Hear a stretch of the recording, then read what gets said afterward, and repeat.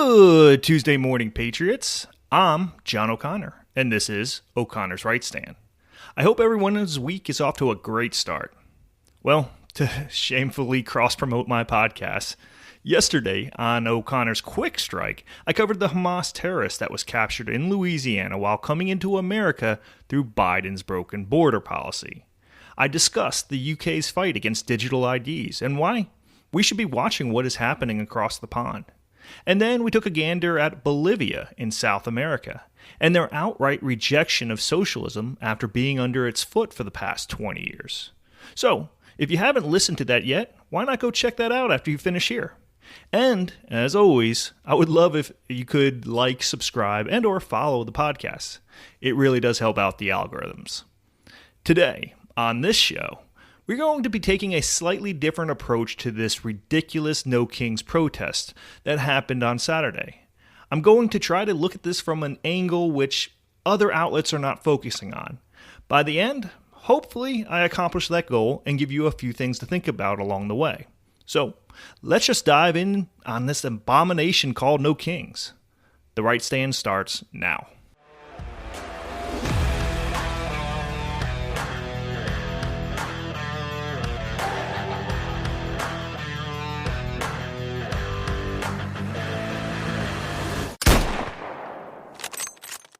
First, I need you to meet someone. Her name is Asra Nomani. She's not some right-wing talking head trying to score political points. She's a serious investigative journalist who co-founded the Muslim Reform Movement, opposing Islamic extremism. She was a colleague and friend of Wall Street Journal reporter Daniel Pearl, the journalist who was kidnapped and brutally murdered by Pakistani militants in Karachi back in 2002. Since Pearl's death, Nomani has dedicated herself to investigating how ideology, identity politics, and sectarian hatred can turn violent.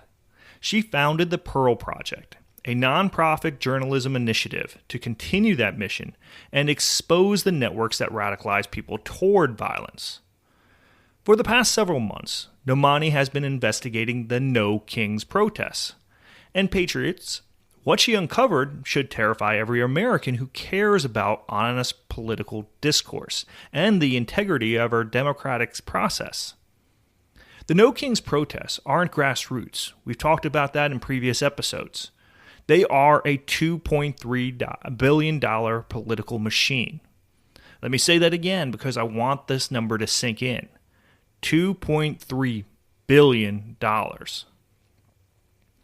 Nomani's investigation, published on Fox News, found that the protests are orchestrated by nearly 400 organizations. Not 10, not 50, 400 separate organizations coordinating what they are calling a spontaneous uprising. These include 198 Democratic-aligned nonprofits and political action committees that she initially discovered. Then she found 70 official Democratic National Committee affiliates actively organizing protests across 21 states. Then she uncovered another 118 radical organizations leading the most extreme elements of the protests, with combined annual revenues of about $204 million. Do the addition, Patriots. That's nearly 400 organizations with over $2.3 billion in annual revenues. This isn't a people's movement. This is industrial-scale political warfare dressed up in democracy's clothing. Here's where it gets even worse. Many of these organizations are tax-exempt 501c3 nonprofits. That means they are supposed to be charitable organizations focused on education, advocacy, or social welfare, not political operatives running coordinated campaigns against a sitting president. But they're exploiting their nonprofit status, subsidized by your tax dollars, to wage partisan warfare. Nomani found that billionaire George Soros is directly funding key organizations. Indivisible, one of the main protest organizers, saw its co-founders Lee Greenberg and Ezra Levin receive a $3 million two-year grant from Soros Open Society Foundations. That's just one organization. The American Civil Liberties Union, a protest partner. The American Federation of Teachers, whose president Randy Weingarten spoke at rallies. Move On, Public Citizen, the Party for Socialism and Liberation, the Democratic Socialists of America, all organizing partners. The coordination goes even deeper. Nomani documented how these groups share No Kings toolkits on Google Docs with pre-written messaging, sample event agendas, mobilization tactics, and tips on getting media attention. They are literally telling organizers to identify at least one group member to be responsible for firing up the crowd. Sample signs are provided. No Kings in America. Stop the shakedown. We are not for sale. Cookie-cutter graphics get deployed across social media. Same messaging, same signage, same hashtags, same tactics, all coordinated from the top down. And it's not just domestic groups. Nomani documented how anti-Israel organizations embedded Palestine contingents into the protests nationwide. Groups like Jewish Voice for Peace, the Palestine American League, the NYC Labor for Palestine, and the UAW Labor for Palestine created dedicated contingents that marched alongside the No Kings crowds. In Philadelphia, protesters spray-painted "Hamas is coming" on statues. In Sacramento, the Palestine American League promoted its Palestine contingent to show California leaders that genocide in Palestine must be on the agenda. And New York City, labor groups invited protesters with signs reading, "From Palestine to Mexico, all the walls have to go," and "No war with Iran." Think about the timing, patriots. Just days before these protests, President Trump brokered a historic peace deal that freed all 20 living Israeli hostages after 738 days in Hamas captivity. He signed the accord in Egypt. He addressed the Israeli Knesset. Even Democrats like Bill Clinton and Susan Rice gave him credit for achieving what Biden couldn't do in 2 years. And these same organizations are out on the streets with pro-Hamas messaging. Nomani created a public database available for anyone to see, showing every connection between these organizations, their funding sources, their coordination networks, and their tactics. This isn't conspiracy theory, patriots. This is documented, verifiable fact. 400 organizations, $2.3 billion in annual revenues, professional protest consultants, Democratic National Committee coordination across 21 states, Soros money, tax-exempt nonprofits potentially violating their legal status. All of it dressed up in pro-democracy branding. Now let's talk about what actually happened at these protests. Because while the mainstream media showed you smiling grandmothers with hand-painted signs and people oddly dressed in inflatable frog costumes, they conveniently didn't show you what came after. Jason Rantz is a conservative radio host based in Seattle and the author of What's Killing America? Inside the Radical Left's Tragic Destruction of Our Cities. Before the June No Kings protests, Rantz published an opinion piece warning that these rallies would follow the exact same playbook as the 2020 Black Lives Matter riots. Peaceful demonstrations during the day, providing cover for violent radicals who emerge after dark. And patriots, we know he was absolutely right. In June, Seattle saw an estimated 70,000 people march peacefully during the day from Capitol Hill to the Seattle Center. Minor vandalism, angry signs, the usual messaging. Nothing violent during the scheduled protests. But once those crowds began to disperse, militants in black bloc gear, shielded, hooded, masked, stepped forward. They set a Lime scooter on fire near 5th Avenue and Stewart Street. They assaulted police officers. They attacked journalists with mace, including independent journalist Brandy Cruz. In Tukwila, Washington, armed Antifa and militants swarmed a Department of Homeland Security facility, assaulting cops with frozen water bottles, weapons that can cause serious injury. In Portland, radicals forcibly entered an ICE facility. Thankfully, federal agents were able to maintain control. But what happened next was even more disturbing. Antifa groups posted flyers in ICE agents' neighborhoods with their names, addresses, photos of them and their families. accompanied by messages like "No peace for ICE." They even left trash oddly on officers' lawns as intimidation. Over the course of multiple demonstrations at Portland's ICE facilities that summer, only 20 people were arrested. Rantz documented all of it. He showed how the strategy works. Organize a large legal demonstration that attracts families. Get good media coverage. Then, when the permit expires and the crowds start to thin out, the militants make their move. If police respond, organizers claim authorities are cracking down on peaceful protesters. It's calculated, it's coordinated, and Rantz predicted it would happen again in October, and he was right. October 18th saw protesters carrying signs with guillotines in Washington, D.C., demonstrators openly mocking the murder of Charlie Kirk and calling for the killing of Trump's advisor, Stephen Miller. One protester with a Mexican flag making throat-slitting gestures at Kirk supporters. The timeline in Portland tells the real story. The main protest happened during the day with tens of thousands attending. By evening, most had gone home. But around 7:30 p.m., hours after the scheduled event, about 500 demonstrators gathered outside the ICE facility. Federal agents on the roof unleashed tear gas, pepper balls, and flashbangs. The chemical cloud became so thick the building itself wasn't visible from the street. People inside inflatable costumes were choking on the fumes.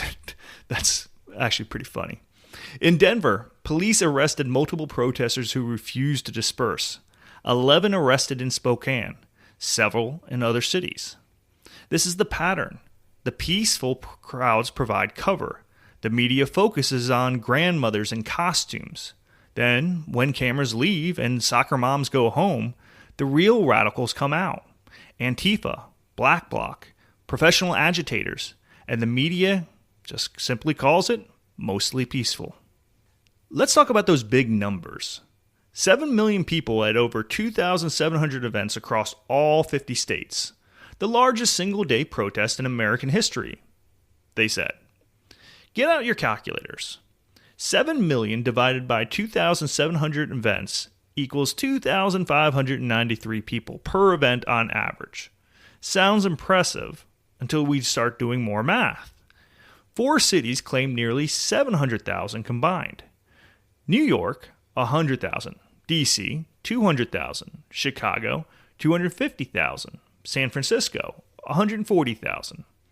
That's roughly 690,000 people, 10% of the total in just 4 metro areas, which leaves 6.31 million for the remaining 2,696 events. Now, the average drops to 2,341 per event. But we're not done. Houston claimed 13,500 to 15,000. Portland, tens of thousands. Seattle, LA, Boston, Philadelphia, all thousands. When you subtract every major city's number, what's left for the other 2,600 plus events? The reality, most were tiny. Maybe 100 people in small town gatherings, 200 people in rural areas. In Moab, Utah, one resident described it, and I quote, "The whole town marched down one sidewalk and back up the other. It was over after one lap." Photos from smaller towns showed dozens of people maybe, mostly elderly, mostly white, mostly affluent, holding signs on street corners. But here's the kicker. By 3:30 p.m., it was over. The New York Police Department reported the majority of No Kings protests dispersed as of around 3:30 p.m. local time, with all traffic closures lifted. The protests started around noon, 3.5 hours. In Washington, D.C., where the event was scheduled from noon to 2 p.m., media reports noted crowds in D.C. started to disperse by 2:33. Some left before it officially ended. The greatest protest in American history lasted 3.5 hours. Everyone home before dinner? Look at the photos. The crowds skew heavily older, whiter, and more affluent than any actual grassroots movement. Compare this to real movements. The Tea Party rallies where working people took vacation days. Trucker convoys where people lost income. Real grassroots movements involve sacrifice. These protests were scheduled noon to 2 p.m. so nobody missed brunch. Independent crowd scientists actually estimated between 4.4 and maybe on the high end 6.5 million, not 7 million. And even those are based on organizer reports, not systematic verification. So while this $2.3 billion machine staged photo ops this past Saturday, who was securing the DC protest? Well, 200 Capitol police officers working without pay. Saturday, October 18th, was day 18 of the government shutdown, day 18 of Democrats refusing to pass a budget without health care for illegal immigrants, and 200 officers worked their weekend unpaid. Senate Minority Leader Chuck Schumer marched with protesters. Bernie Sanders lectured about power. Elizabeth Warren preached about Republicans losing their spine while her party refused to pay the military. Think about what that means. Schumer, 44 years wielding federal power, controlling legislation, directing billions. Sanders, 34 years. Warren, over a decade in the Senate after years at Harvard. Combined, 90 plus years in positions of power. And they are lecturing about kings while refusing to fund the government. Speaker Mike Johnson nailed it. If President Trump was a king, the government would be open right now. If President Trump was a king, they would not have the ability to engage in that free speech exercise. Exactly. Trump can't unilaterally reopen the government. He needs Congress to pass a budget. But Chucky won't bring it to a vote because Democrats wanted their protests first. They couldn't face their rabid base if they had compromised. The real kings are the ones with $2.3 billion for protests. The ones in power for decades. The ones coordinating 400 organizations while calling it grassroots. Meanwhile, Trump worked. Sunday night, just 2 days ago, returning from Mar-a-Lago. I looked at the people. They are not representative of this country. The demonstrations were very small, very ineffective, and the people were whacked out. I'm not a king. I work my butt off to make our country great. That's all it is. Let's be clear. They are not protesting authoritarianism. They are protesting success. Trump achieved what Biden couldn't, freeing every living Israeli hostage. 738 days in captivity ended. He signed the accord in Egypt, addressed the Knesset. Even Bill Clinton and Susan Rice gave him credit. Border crossings down 95%. March 2024 under Biden, 137,473 crossings. March 2025 under Trump, 7,181. That's a small city of illegal immigrants monthly under Biden, stopped in just 9 months. Under Biden, drugs flowed in, cartel operatives flowed in. Potential terrorists like the Hamas operative just arrested in Louisiana who participated in October 7th flowed in unchecked. Trump reversed it. Wall construction resumed. Remain in Mexico enforced. Catch and release over. Cartels designated as foreign terrorist organizations. Economy improving. Inflation dropping. Energy production is up. Manufacturing returning. Trump can't even open the government alone. He needs Congress, negotiation, compromise. That's not a king. That's a constitutional republic with checks and balances. They are mad because he's delivering. Their predictions of disaster haven't materialized. America is winning. So let me recap. Asra Nomani exposed a $2.3 billion machine. 400 organizations disguised as grassroots. Jason Rantz documented violence the media hides. Think Antifa using crowds as shields. The math destroyed their claims.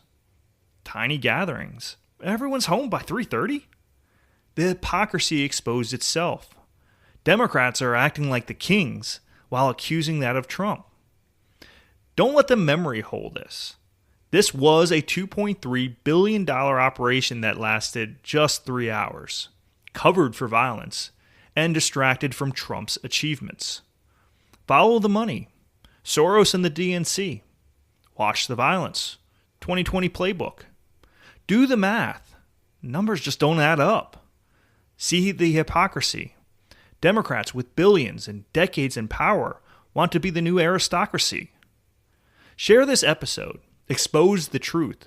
Don't let this get buried. Find us at o'connorsrightstand.com and follow me on X at O'Connor Podcasts. Deep dives every Tuesday and Thursday. Quick Strike podcasts every Monday, Wednesday, and Friday.